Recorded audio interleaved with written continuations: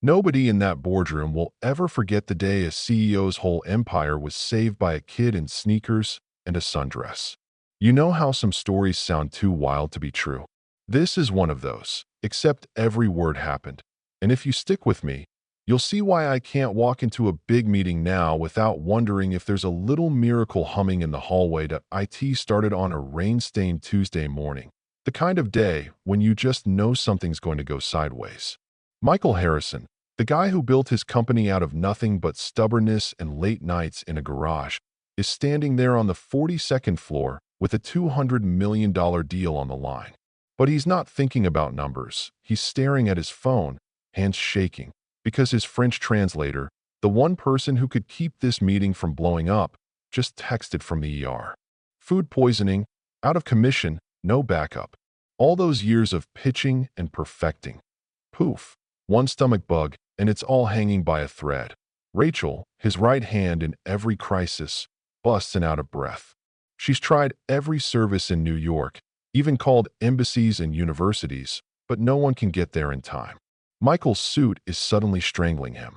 Outside, New York keeps hustling, but inside, it feels like the world's closing in, because in 2 hours, the most cutthroat French investors in Europe are walking through those doors. And if they can't negotiate in their language, they'll walk. No deal, no second chance. Michael thinks of the engineers and receptionists, the janitor who fixes lights at night, families who count on him. Canceling isn't an option, and that's when the story veers off the rails. Because somewhere in the echo of those marble floors, he hears a voice, singing. In French, Frère Jacques, dormez-vous? It's light, pure, a little off-key, but fluent. Michael and Rachel follow the sound, sneakers squeaking down the hall, and there, tucked next to a janitor's cart, humming while she lines up spray bottles with the focus of a surgeon, is a little girl, maybe 7, with wild curls pulled back in a pink elastic, scuffed up sneakers, and the kind of eyes that look straight through you. Her name is Sophie Rodriguez. She's the janitor's daughter, organizing supplies while her dad fixes a blown circuit in the basement. And yeah, she speaks French. Her mom was from Quebec, taught her everything before cancer took her away 2 years back. They read stories, business magazines, even bank statements together. Sophie remembers every word. She beams with pride just talking about it. Michael asks her, gently, if she could help talk to some grown-ups from France. She doesn't even hesitate. Mama said kindness is the greatest treasure. She's in.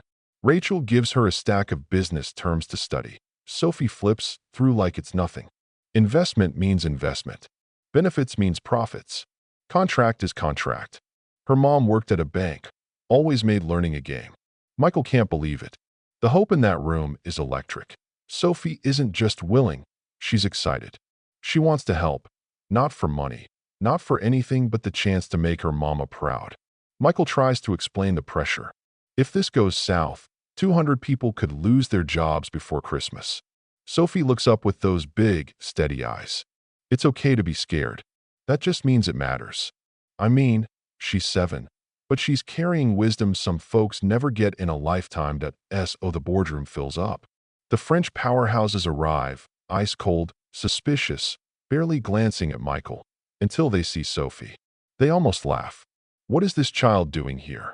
Michael's about to melt into the floor, but Sophie steps forward, greets them in flawless Parisian French, asks about their flight and hotel, introduces herself as their interpreter.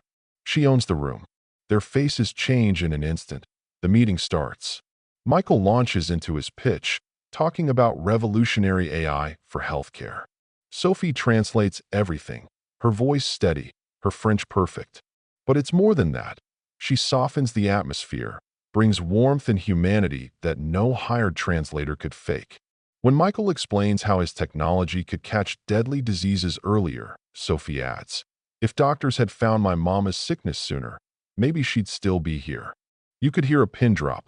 Then comes the hard part, the money talk. The French want their usual, $50 million for 40% of the company.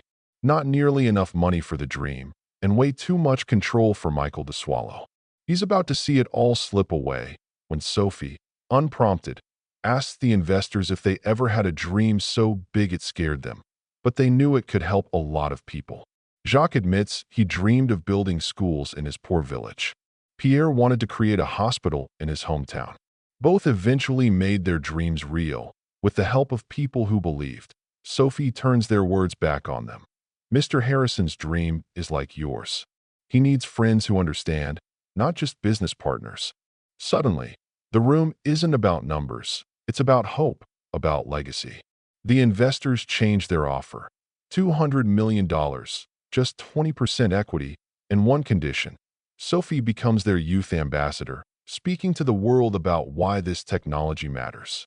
And they want to set up a full-ride scholarship for her, all the way to university, even France. Sophie is stunned. Her father, Carlos, gets called up from the basement. He's overwhelmed, can't believe this is real. He only ever wanted his daughter to have a chance. The French investors promise support and guidance, but only if Carlos gives his blessing. Through tears, he does, because, as Sophie says, God sometimes uses the smallest people to do the biggest things. The next weeks are a whirlwind. Sophie becomes a local legend, the girl who saved a company. And just when things are settling, a woman arrives, Catherine Dubosi, wife of Jacques. She has a photo, Sophie's mom, who left a wealthy family in France for love and a new life in New York. Turns out, Sophie is heir to a $50 million estate, including a children's hospital in Lyon that desperately needs help. Now Sophie can bridge both worlds, bring Michael's AI technology to the hospital and help thousands of kids like her. But the media explodes. Reporters, cameras, headlines. Everyone wants a piece of the miracle girl.